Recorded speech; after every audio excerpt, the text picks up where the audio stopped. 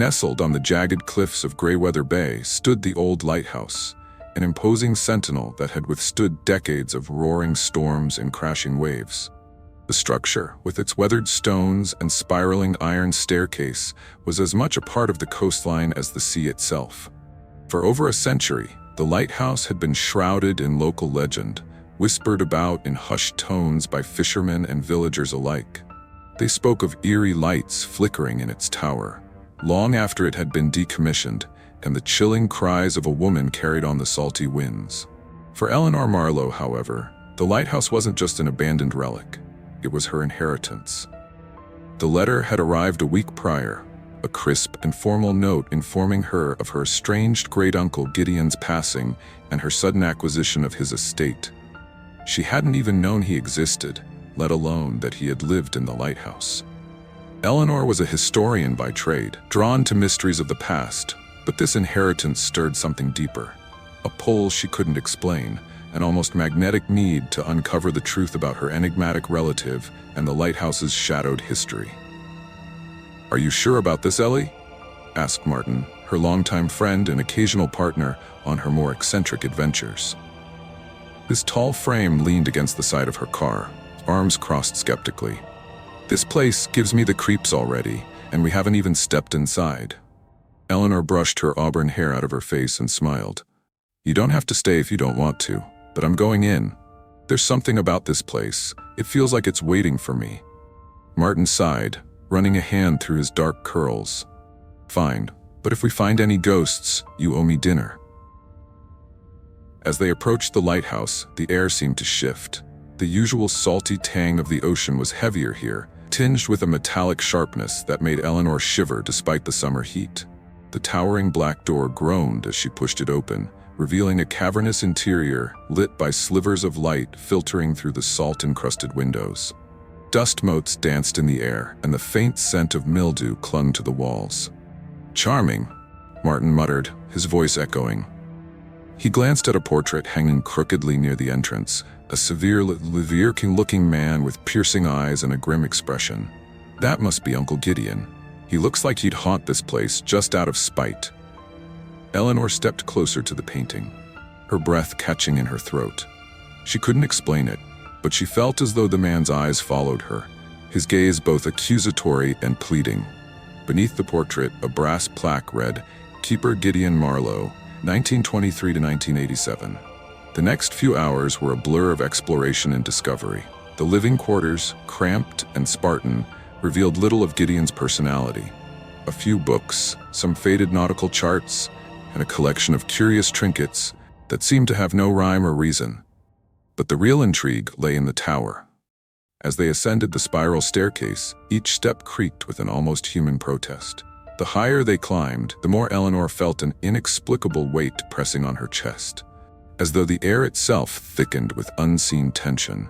By the time they reached the lantern room, she was breathless, though whether from exertion or something else, she couldn't say.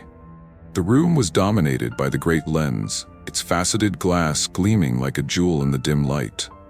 Eleanor ran her fingers over its surface, marveling at its craftsmanship.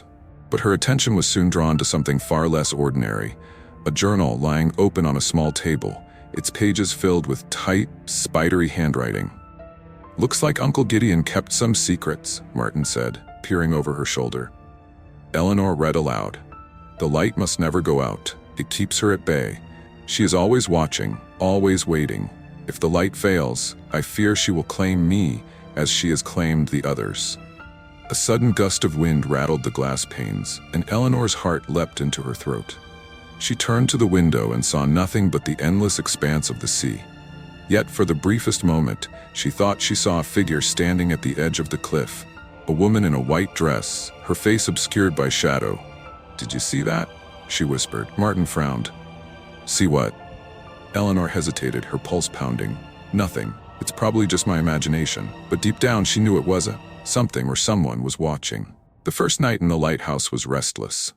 Eleanor had brought a sleeping bag and a camping cot, but the oppressive silence of the place made sleep nearly impossible. Every creak of the wooden floors and groan of the wind against the walls set her nerves on edge. She lay awake, staring at the cracked ceiling, the words from Gideon's journal repeating in her mind. The light must never go out. Martin had tried to lighten the mood earlier, joking about the journal being a quirky relic of a paranoid old man. But Eleanor couldn't shake the weight of its warning. The lighthouse felt alive, its very walls seeming to pulse with an energy she couldn't explain. Just past midnight, Eleanor heard the sound. Faint at first, like the whisper of waves against the rocks, but it grew louder, transforming into a mournful wail that seemed to echo through the entire structure. She sat up abruptly, her heart racing.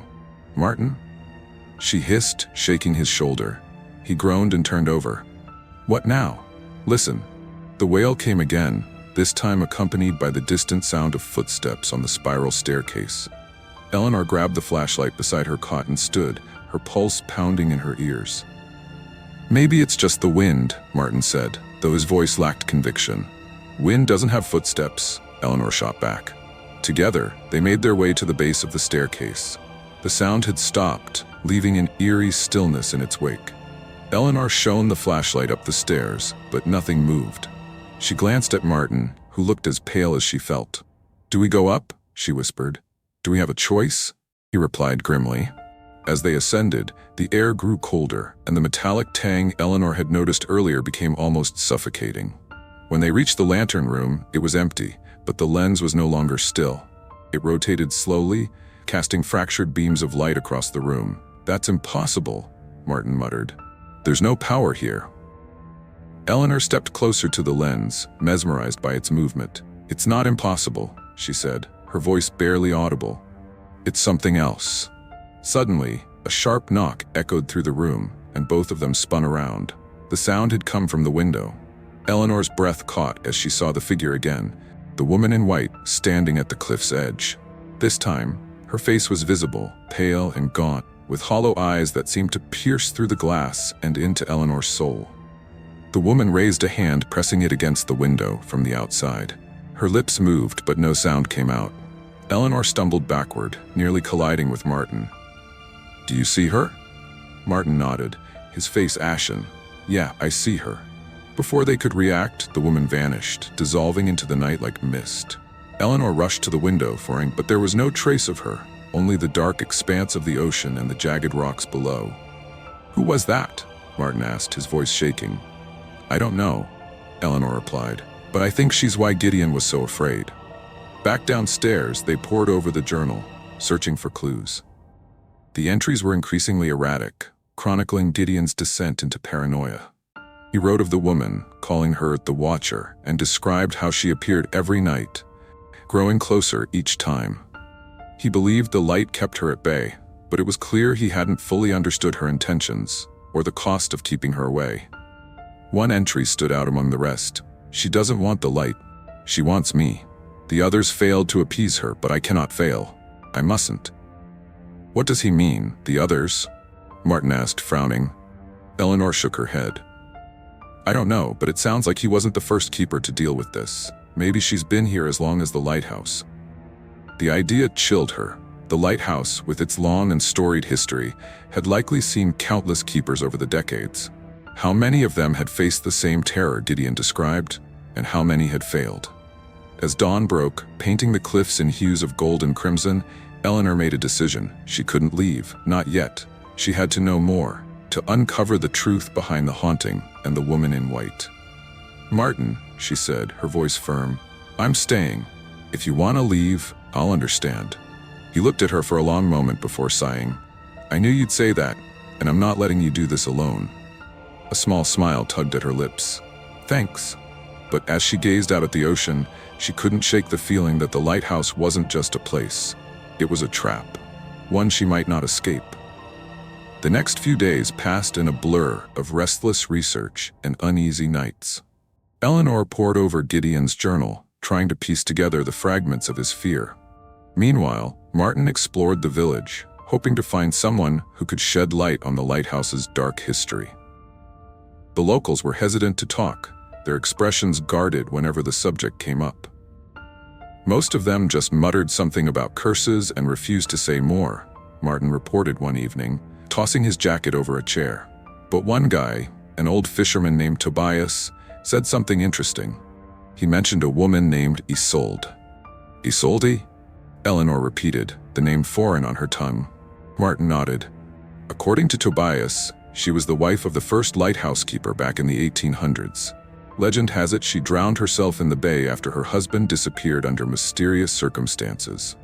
They say her spirit's been haunting the cliffs ever since. Eleanor's pulse quickened. The story fit too perfectly with what she'd seen. The woman in white, the mournful wails, and Gideon's journal entries. But why would she haunt the lighthouse itself? What did she want? Determined to find answers, Eleanor and Martin returned to the lantern room that night. The wind howled outside, rattling the glass panes as though demanding entry. The lens sat silent now, but its presence felt heavy, like a sentinel standing guard. "Do you think she's tied to this somehow?" Martin asked, gesturing toward the lens. Eleanor nodded. "Maybe. If Gideon was right and the light kept her at bay, then it's possible it's more than just a beacon. Maybe it's a barrier." As if on cue, the air around them seemed to shift. The temperature plummeted, and the room filled with an oppressive stillness. Eleanor's breath came in shallow gasps as the unmistakable sound of footsteps echoed up the staircase. "She's here," she whispered. Martin grabbed a heavy flashlight, gripping it like a weapon. "Stay behind me." But the woman didn't appear in the doorway. Instead, the lens began to turn, its beam slicing through the room in rhythmic intervals. Eleanor stared, transfixed, as the light seemed to coalesce into a shape, a figure emerging from its brilliance. "Isolde?" Eleanor breathed. The figure was both there and not there, its edges shimmering like heat waves. Isolde's face was unmistakable, her eyes hollow yet filled with an ancient sadness. Her lips moved, but no sound emerged. "What do you want?" Eleanor asked, her voice trembling. Isolde raised a hand, pointing toward the journal clutched in Eleanor's hands. Confused, Eleanor opened it to the last entry, which she had skimmed over before. The words seemed to shimmer on the page. To free her, the truth must be revealed. The light is her prison, but the cost of extinguishing it is great. "She's trapped here," Eleanor murmured. "The light isn't protecting us, it's holding her."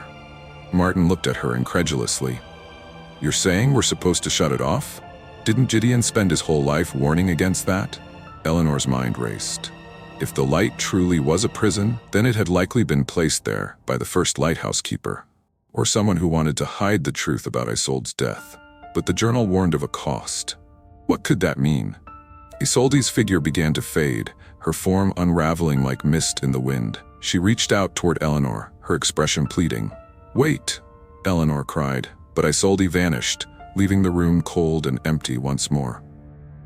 The silence was deafening, broken only by the distant crash of waves against the rocks. Eleanor sank into a chair, her mind spinning. "We have to find out what really happened to her. If we don't, she'll never be free." "And if we turn off the light?"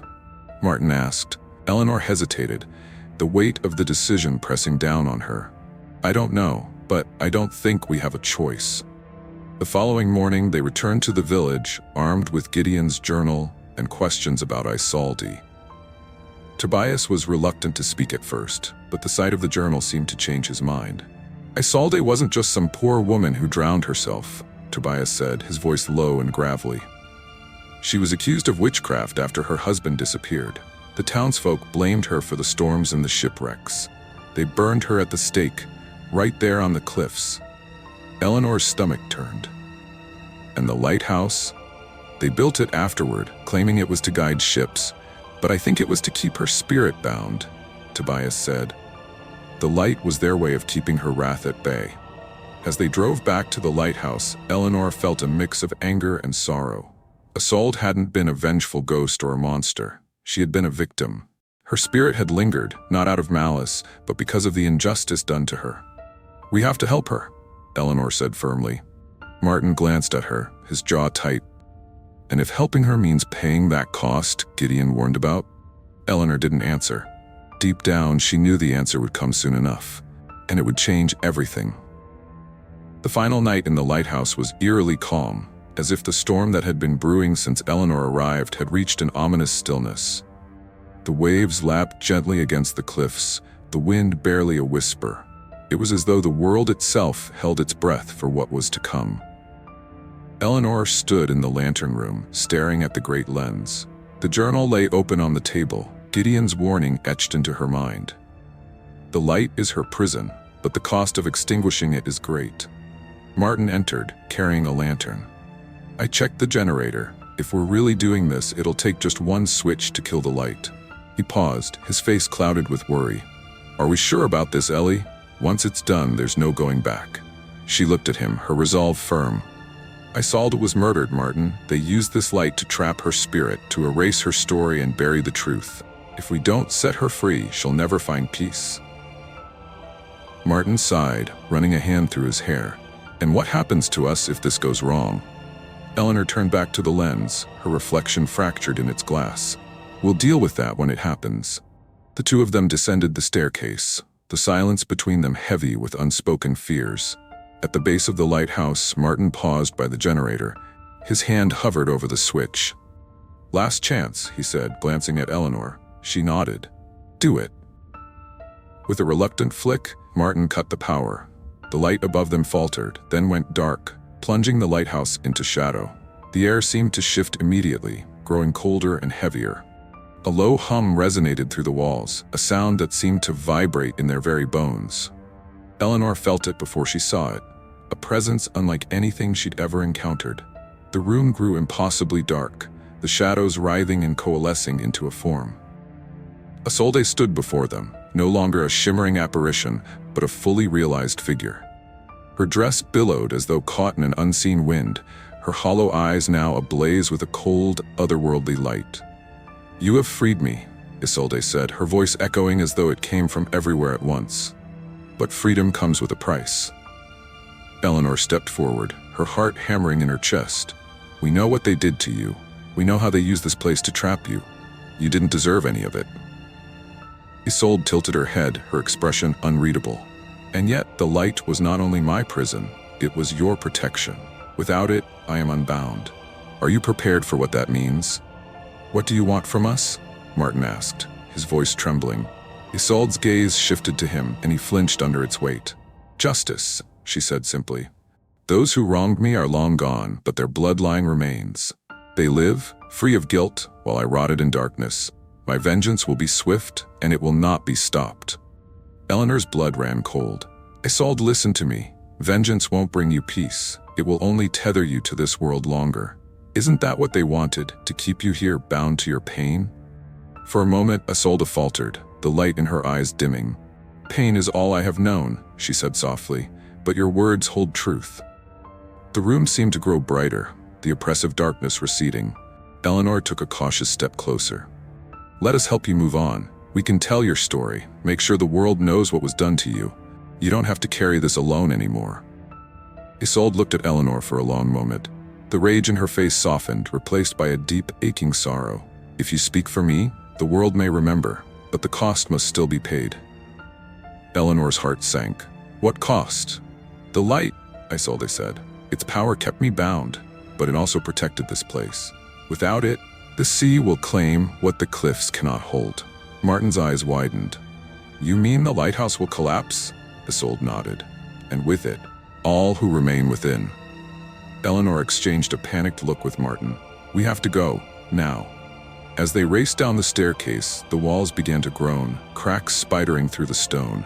The ground trembled beneath their feet, and the air was filled with the sound of crashing waves and shattering glass. They burst through the front door just as the tower began to crumble. The lens shattered, scattering shards of glass across the rocks. The once imposing structure collapsed in on itself, swallowed by the sea. Eleanor and Martin stood on the cliffs, gasping for breath as the lighthouse disappeared beneath the waves. The silence that followed was deafening. She's gone, Eleanor said, her voice hoarse. Martin nodded, staring at the empty horizon. And so is the lighthouse. Eleanor felt a pang of sadness as she gazed out at the bay. The lighthouse had been more than just a building. It had been a symbol of safety, of guidance. But it had also been a prison, a monument to the injustice done to Isolde. As the first rays of dawn broke over the cliffs, Eleanor made a silent vow. Isolde's story would not be forgotten. She would write it, share it, and ensure the world knew the truth. The lighthouse was gone, but its legacy and Isolde's would live on.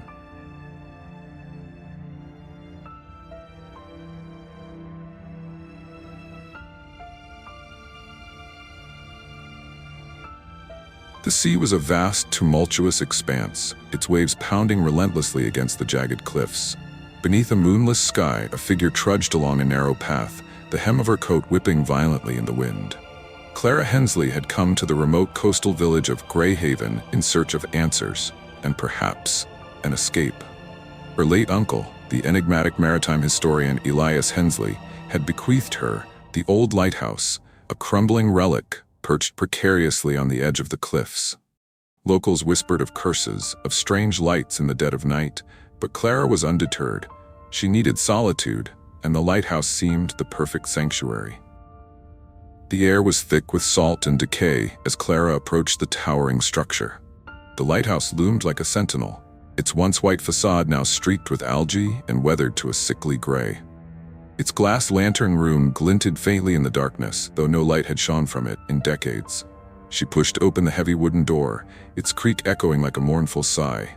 Inside, the air was damp and cold, carrying the faint scent of brine. Her first night was restless. Clara lay on a makeshift cot, the storm outside raging with ferocity. In the silence between thunderclaps, she thought she heard something. Soft, rhythmic, like the whisper of waves against stone. But the sea was too far below for such a sound to reach her. Shaking off her unease, she convinced herself it was nothing more than the wind playing tricks.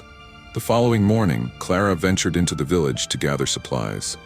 The villagers greeted her with guarded curiosity, their expressions a blend of pity and fear. At the local tavern, she overheard murmurs about the lighthouse's grim history. "They say Elias Hensley was mad," an old fisherman muttered, always talking about voices from the sea and shadows in the fog. Another chimed in, his voice low. "A man doesn't die like that unless he's seen something he wasn't meant to." Clara felt a pang of unease but masked it with a smile. "Superstitions," she muttered to herself, though their words clung to her like the damp air. As the days passed, Clara began exploring the lighthouse. She discovered Elias's study, a room cluttered with dusty tomes, nautical charts, and a peculiar collection of artifacts, rusted compasses, fragments of shipwrecks, and a journal bound in cracked leather. The journal's entries were erratic, filled with fragmented thoughts and cryptic sketches. One phrase recurred often, scrawled in trembling script, "The lightkeeper sees all." One stormy evening, Clara lit a fire in the small hearth and opened Elias's journal. As she read, an entry from a week before his death caught her eye. "The whispers grow louder. They call to me from the depths, a song of sorrow and longing. The lightkeeper warns me to heed their cries, but I am drawn to the abyss."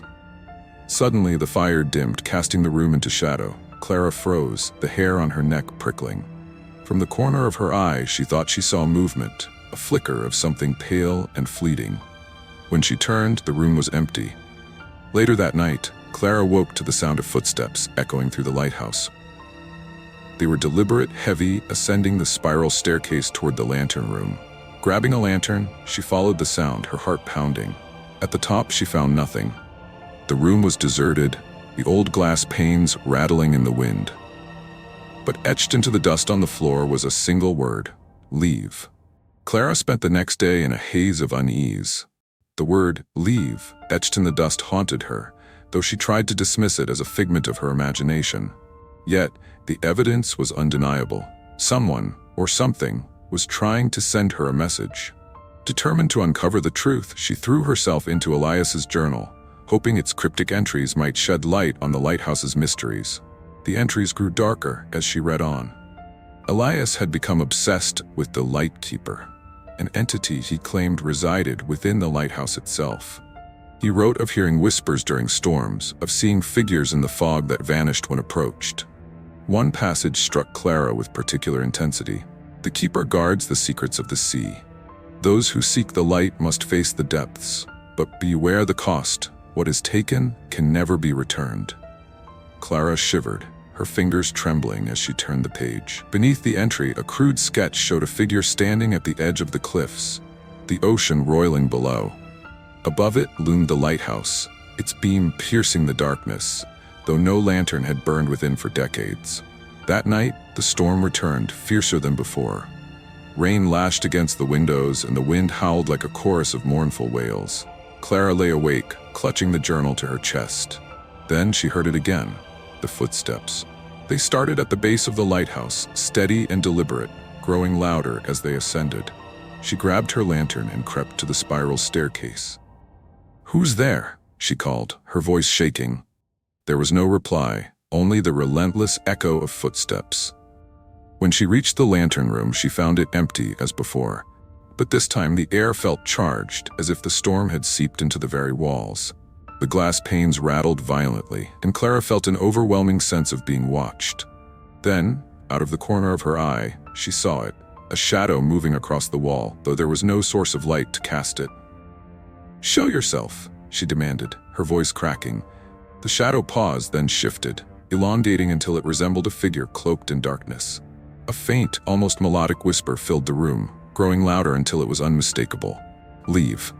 Or stay and suffer." Clara stumbled back, her lantern slipping from her grasp and shattering on the floor. In the dim light of the storm, the shadow seemed to advance toward her, its presence oppressive and suffocating. Just as she thought she could bear it no longer, the wind tore through the room, extinguishing the faint glow of the stormy sky. When she woke, Clara found herself lying on the cold, damp floor of the lantern room.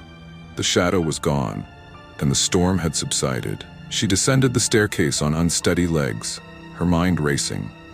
The next morning, she visited the village again, desperate for answers. She found an elderly woman, Margaret, who claimed to have worked as a maid at the lighthouse during her youth. Margaret's eyes widened when Clara described her experiences. "It's the keeper," Margaret said in a trembling voice. "The lighthouse has always had a spirit tied to it. Some say it's a guardian, others a tormentor. But one thing's for certain, Elias's death was no accident. He angered the keeper, and it drove him to madness." "What does it want from me?" Clara asked, her voice barely above a whisper. Margaret shook her head. "That's for you to find out, child, but tread carefully. The keeper doesn't forgive trespassers lightly."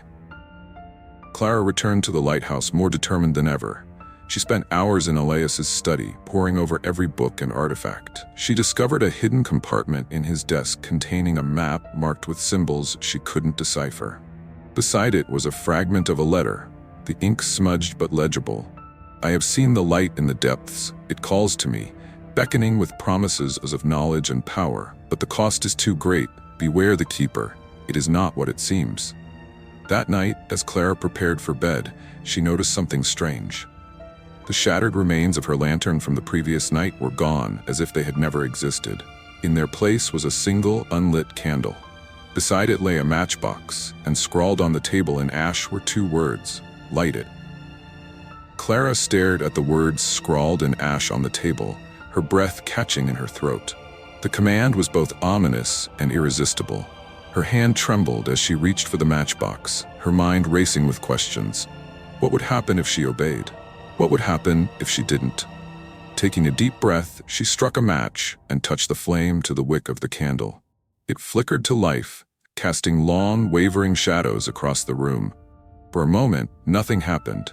Then, the flame surged, growing unnaturally bright and hot. The air seemed to ripple around it, and Clara felt an invisible force pull at her, urging her to follow.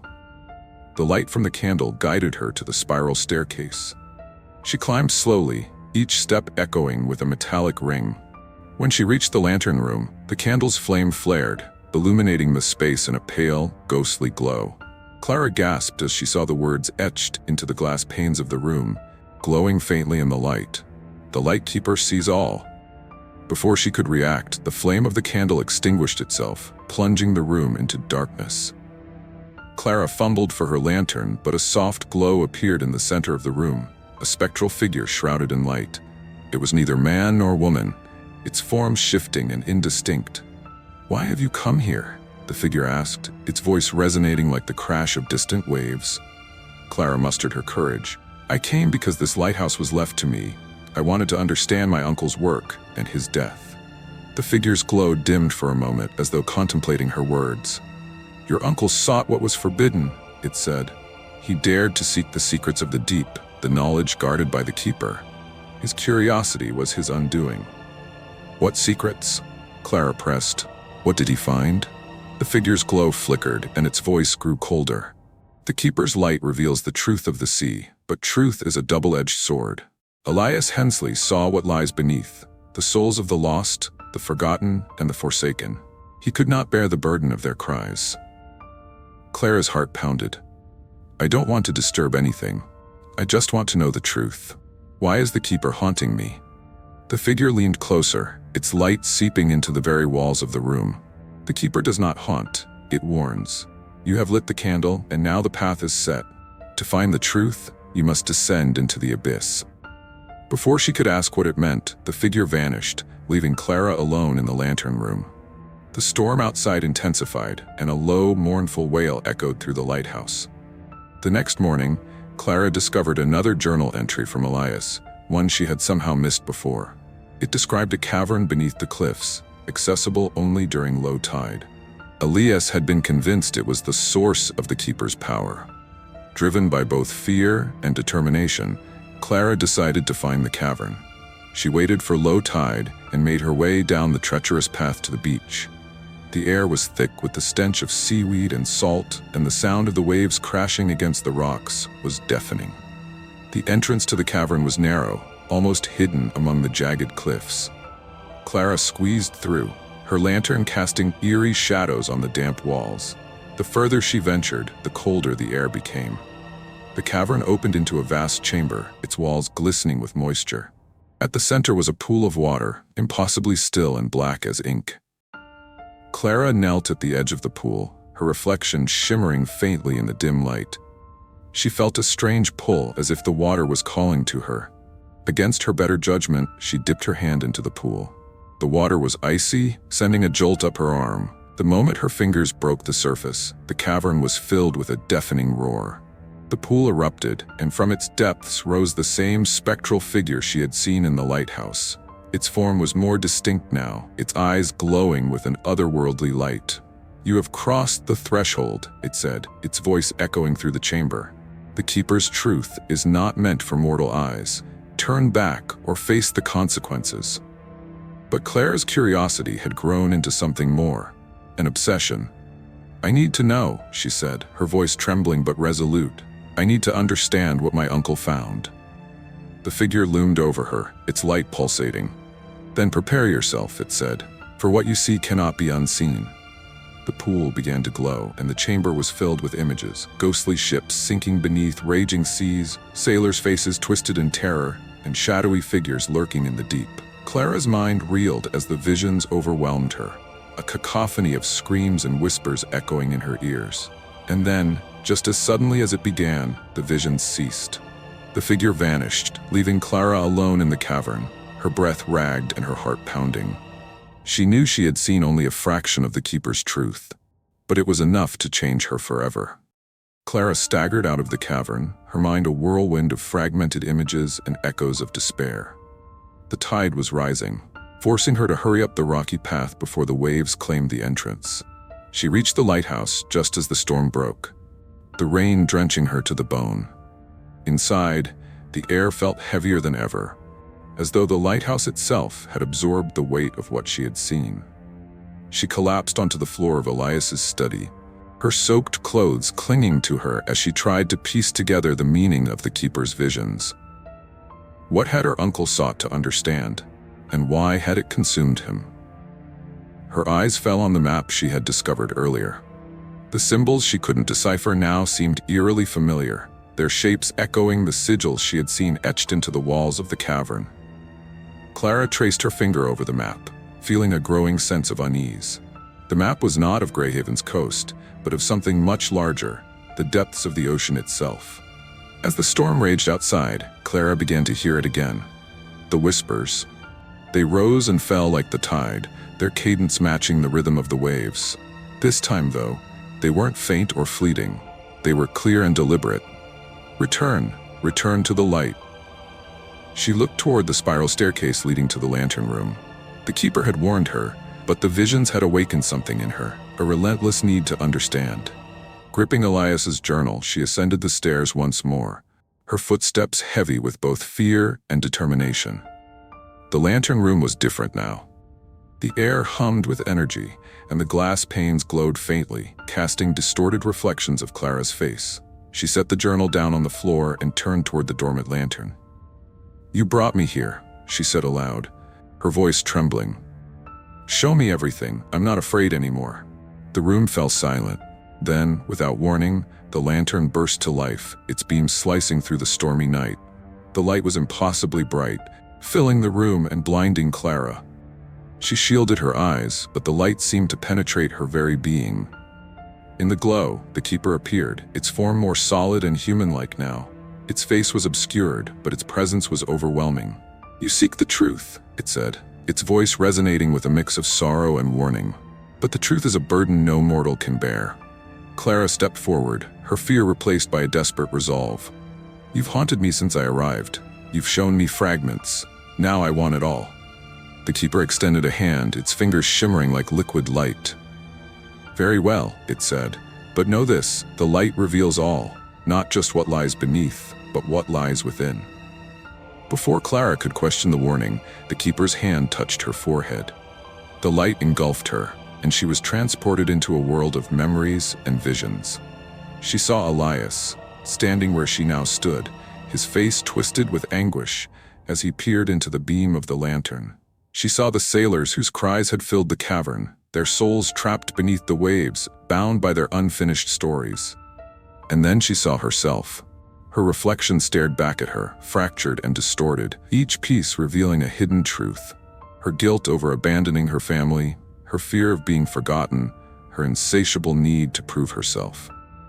The light exposed everything, leaving her raw and vulnerable. When the visions ended, Clara found herself back in the lantern room, the keeper standing silently before her. "You sought the truth," it said. "Now you must decide. Will you carry this burden, or will you let it consume you as it did your uncle?" Clara looked down at Elias's journal, its pages now blank. The weight of the keeper's truth pressed heavily on her, but she understood now.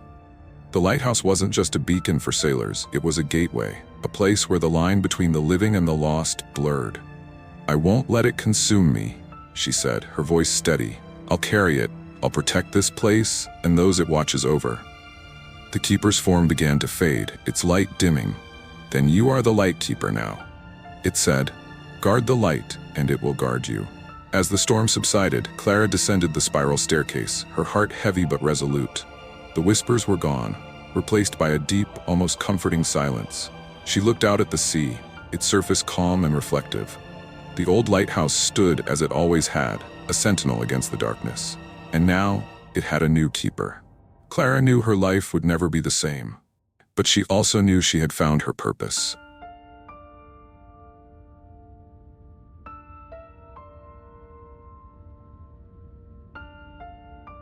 The ocean stretched endlessly under a bruised sky, waves clawing at the jagged cliffs of Blackthorn Bay. The old lighthouse stood sentinel at the edge of the precipice, its cracked white paint peeling like ancient parchment, its beacon long extinguished. To locals, it was a grim relic of shipwrecks and whispered tales of a curse that claimed the lives of its keepers. To Mara Holloway, it was a lifeline. Mara had inherited the lighthouse from her estranged uncle, Elias, a reclusive man who had died under circumstances the town refused to discuss. The lawyer's letter, terse and formal, had arrived on the same day she was packing her things to leave the city, fleeing the wreckage of her career and a bitter divorce. The timing felt serendipitous, almost uncanny. The promise of solitude and a place to rebuild was too alluring to resist. Why would anyone want to live out there? Her neighbor, Mrs. Carter, had asked, her weathered hands wringing the hem of her apron. "You'll hear things, see things. They say Elias went mad from the silence." "I'm not afraid of ghosts," Mara had replied with a tight smile, brushing off the warnings as small-town superstition. But as she crossed the threshold of the lighthouse for the first time, she couldn't shake the sensation that she was being watched. The interior was a time capsule of her uncle's life.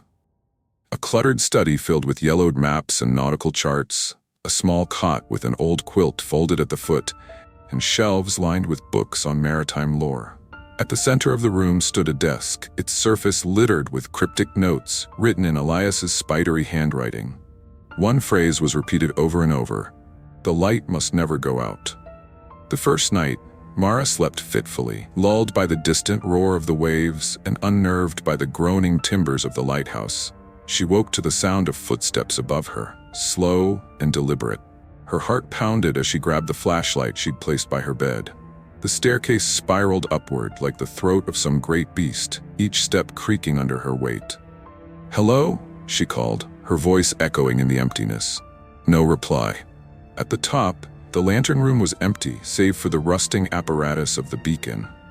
Mara let out a shaky breath, telling herself it must have been the wind, though the stillness of the air said otherwise. Over the next few days, the odd occurrences multiplied. Shadows flickered at the edge of her vision, objects seemed to move on their own, and the faint sound of a woman's laughter echoed through the halls at night. Mara tried to rationalize it all. "Old houses make noises," she muttered, but doubt crept in like the tide. One evening, as a storm rolled in, Mara found herself drawn to Elias's notes. She read of shipwrecks that had occurred near the lighthouse, of sailors who claimed to have seen a spectral figure in the lantern room, beckoning them to their doom. Her uncle's final entry sent a chill down her spine. "She comes when the light fades. Beware her song." Thunder shook the lighthouse, and Mara instinctively glanced at the window. A figure stood at the edge of the cliff, shrouded in mist, its silhouette illuminated by a flash of lightning. Panic gripped her as she raced outside, the rain slicing at her skin like knives. "Who's there?" she shouted into the howling wind. The figure turned, and for a brief moment, she saw the hollow eyes of a woman whose face was both beautiful and terrifying. Then, like smoke, the figure dissipated into the storm. Breathless and soaked to the bone, Mara stumbled back inside, her resolve shaken. She couldn't deny it any longer. Something was terribly wrong with the lighthouse. And as the storm raged on, she realized she was no longer sure if she had come here to escape or if she had been summoned. The morning after the storm, Mara awoke to an oppressive silence. The sea was unnaturally calm, its surface as smooth as glass. Even the gulls that usually screamed over the cliffs were absent. She couldn't shake the memory of the figure she'd seen in the storm. Its empty eyes haunted her every thought. Determined to make sense of the strange occurrences, Mara turned her attention to Elias's notes. She spread the brittle pages across the desk, deciphering his fragmented writings. The entries were a mixture of rambling paranoia and chilling details about the lighthouse's history. One passage caught her eye. The siren. She waits beneath the waves, her voice a lure, her vengeance eternal. Only the light keeps her at bay. A siren, Mara whispered, her brow furrowed. The idea was absurd, a creature from myth, but Elias had believed it enough to scrawl warnings in every margin.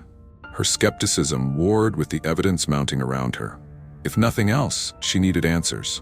She decided to visit the town's historical society, a dusty one-room building tucked behind the general store. The keeper, a wizened man named Walter Greaves, regarded her with a mix of curiosity and pity. "Elias's niece, are you?" he asked, squinting at her from behind thick glasses. "Yes, I'm trying to learn more about the lighthouse and about the siren," she admitted hesitantly. Walter's expression darkened. "The siren's no tale to trifle with. Back in the 1800s, they say a shipwreck happened on a clear night, no storm in sight. Survivors claim they followed a woman's song to the rocks. Elias thought he could protect the bay by keeping the light burning, but he paused, shaking his head. That curse runs deep. Took him in the end." "Took him how?" Mara pressed, her voice tinged with desperation. Walter hesitated before replying. "He went mad, claimed she was coming for him. Then one night, the light went out. They found his body at the base of the cliffs. No one knows why he left the tower, but he trailed off, his meaning clear." Back at the lighthouse, Mara lit a fire in the small hearth, the flames casting flickering shadows on the walls. Her thoughts churned as she pieced together the fragments of Elias's story. If the siren was real, what did she want? And why had the curse persisted for generations? That night, as Mara lay in bed, she awoke to a low, melodic humming. It wasn't the wind or the creak of the old wood. It was unmistakably human. The sound was both beautiful and unnerving, a song that seemed to wrap around her mind, pulling her toward the window. Against her better judgment, she rose and peered outside. The ocean glowed faintly under the moonlight, and there, standing on the rocks, was the same spectral figure she had seen in the storm. This time, it was clearer. A woman with hair that flowed like seaweed, her pale skin shimmering like fish scales. "Come," the figure whispered, her voice cutting through the glass as if she were standing beside Mara. Mara stumbled back, clutching her chest as panic set in. The song grew louder, filling the room with an overwhelming sense of longing and sorrow. Desperate to drown it out, she grabbed the old radio from Elias's desk and cranked the volume. But the song only seemed to grow stronger. Suddenly, the light in the lantern room flared to life, bathing the cliffs in an otherworldly glow. Mara hadn't touched the controls. It had come on by itself. The siren let out a piercing wail before vanishing into the sea, leaving behind an echo of her mournful song. Shaking, Mara climbed the stairs to the lantern room, her pulse pounding in her ears. The beacon hummed softly, its light sweeping over the dark waters. As she stood there, she found a new note tucked beneath the control panel, written in Elias's hand. "She will stop at nothing. You must keep the light alive." The words chilled her to the core. Whatever this siren was, it wasn't just a ghost. It was a force of nature, relentless and vengeful. And now, Mara was caught in its grip. The days that followed blurred together in a haze of tension and sleepless nights. Mara barely left the lighthouse, driven by an urgent need to uncover its secrets. Elias's scattered notes painted a harrowing picture. The siren wasn't just a creature of myth. She was a revenant, bound to the lighthouse by tragedy and rage, her song an unrelenting cry for justice. Mara began to notice a pattern in the hauntings. The strange occurrences, the laughter, the moving objects, the eerie song, intensified every time the light faltered. The ancient machinery was temperamental, the bulb flickering despite her best efforts to keep it running. It was as if the siren herself was testing her resolve, waiting for the perfect moment to strike. Determined to confront her fear, Mara ventured into the basement where Elias had kept his tools and records. The room was damp and musty, the air heavy with salt and decay. She unearthed an old chest filled with photographs and journals, each documenting Elias's descent into obsession. One photograph made her pause, a grainy image of a young woman standing by the cliffs, her face partially obscured but her eyes unmistakably filled with sorrow. "Who are you?" Mara whispered, running her fingers over the photo. She flipped it over to find a single word scrawled in pencil. Isolde. The name sparked something deep in her memory. Returning to Elias's notes, she found several references to Isolde, a local woman who had disappeared in 1847, the same year as the infamous shipwreck. The legend claimed she had been accused of witchcraft and cast into the sea by the townsfolk. Her death had coincided with the first recorded sighting of the siren. Isolde, Mara repeated, the name heavy on her tongue. Was the siren not a monster, but a victim seeking retribution? That night, the storm returned with renewed fury. Rain lashed against the windows, and the lighthouse groaned under the force of the wind. Mara kept watch in the lantern room, the beacon casting its protective glow over the bay. She refused to let the light fail, even as exhaustion clawed at her. The siren's song began softly, almost mournful, but it grew louder with each passing minute. Mara gripped the railing, her knuckles white. She could feel the song pulling at her, a magnetic force that urged her to abandon the light and step into the storm. "You can't have me," she shouted, her voice swallowed by the howling wind. The room filled with a sudden, deafening silence. Mara turned to find Isolde standing in the doorway, her spectral form shimmering like moonlight on water. Her face was no longer obscured. She was stunning and terrifying, her hollow eyes burning with ancient pain. "Why do you resist?" Isolde asked, her voice both gentle and commanding. "Because I don't believe you're evil," Mara said, her voice trembling. "You were wronged. Tell me what you want, and I'll help you." Isolde's expression shifted, the anger in her eyes softening to something closer to despair. "They took everything from me, my home, my name, my life, and yet they prospered while I drowned." Her voice cracked and she seemed to waver as if caught between worlds. "Let me help you," Mara said again, stepping closer. "I'll tell your story. I'll make them remember." Isolde's form flickered, her ethereal body trembling as if torn by conflicting desires. The song faded, replaced by the sound of waves crashing far below. "You would do this for me?" "Yes," Mara said, tears streaming down her face. "But you have to stop the hauntings. Let the light shine." For a moment, it seemed as though the storm itself held its breath. Then, with a final, piercing cry, Isolde vanished, leaving behind only the faintest trace of her sorrowful song. The beacon glowed steadily, cutting through the night like a sword. Mara collapsed to the floor, her body trembling with relief and exhaustion. For the first time, she felt as though she had gained a small measure of control over the haunting. But as she stared out at the dark sea, she knew her battle with the past was far from over. The next morning, the storm had receded, leaving the air sharp with salt and the sky streaked with golden light. Yet the calm was deceptive. Mara could feel it. The lighthouse still held the weight of Isolde's anguish, her story unfinished. Mara spent the day scouring the town's archives and speaking to anyone who might know about Isolde. The people of Blackthorn Bay were hesitant to revisit the past, but a few elderly residents offered fragments of the truth. Isolde had been a healer, accused of witchcraft after several prominent townsfolk died under mysterious circumstances. Her death had been a public spectacle, her cries of innocence drowned by the jeers of the crowd. Mara's anger simmered as she pieced together the injustice. Isolde had been a scapegoat, her murder disguised as justice. The town's wealth and survival had been built on the lie that her death had cleansed them of misfortune. Back at the lighthouse, Mara found herself drawn to the cliffs where Isolde had died. The tide was low, revealing jagged rocks that glistened in the fading sunlight. At the edge of the cliffs, she discovered something half buried in the soil. A rusted chain, its links corroded by time. At the end of the chain was a fragment of a locket.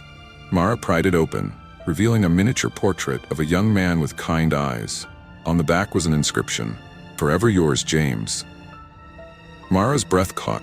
This was a piece of Isolde's story, tangible proof of her humanity. That night, Mara returned to the lantern room, clutching the locket. She placed it on the desk beside Elias's notes, as if offering it to the spirit that haunted the lighthouse. "I found this," she said aloud. "James loved you. You were more than what they made you out to be." The air grew thick, and the faint sound of the siren's song filled the room. Isolde appeared again, her form flickering like a flame in the wind. She stared at the locket, her expression unreadable. "He promised to take me away," Isolde said, her voice trembling. "We were going to start a new life far from here. But they chained me, called me a witch, and threw me to the sea." "They were wrong," Mara said firmly. "You were innocent, and they need to know that." Isolde's gaze softened, her ethereal form seeming less menacing, more human. "How can they atone for what they've forgotten?" Mara hesitated, then said, "Through truth. I'll make them remember. I'll tell your story. Let the light be a beacon of justice, not vengeance." For a long moment, Isolde said nothing. Then she nodded, her translucent form shimmering as if about to dissolve. "If you speak for me, I will let the light shine." Her voice was soft, almost grateful. The siren's song faded completely, leaving only the sound of waves crashing against the cliffs. Isolde's form dissolved into the air, but the locket remained on the desk, glowing faintly as if imbued with her essence. In the weeks that followed, Mara became a woman on a mission. She delved into the town's history, publishing articles and speaking at local gatherings. The truth of Isolde's story spread like wildfire, shaking the foundations of Blackthorn Bay's legacy. People began to visit the lighthouse not as a place of fear, but as a site of remembrance and reconciliation. One evening, Mara stood in the lantern room, watching the beacon sweep across the bay. She felt a presence beside her, but it was no longer threatening. It was peaceful, like a soft whisper in the wind. "You did it," Mara murmured, her hand brushing the locket she now wore around her neck. The lighthouse stood tall and proud, its light a symbol of redemption rather than despair. The sea below was calm, the cliffs bathed in moonlight. For the first time, Mara felt at home, not because she had escaped her own ghosts, but because she had faced them. And as the light continued to shine, she knew Isolde's story would never fade. Her voice carried not in sorrow, but in the waves that lapped against the shores of Blackthorn Bay.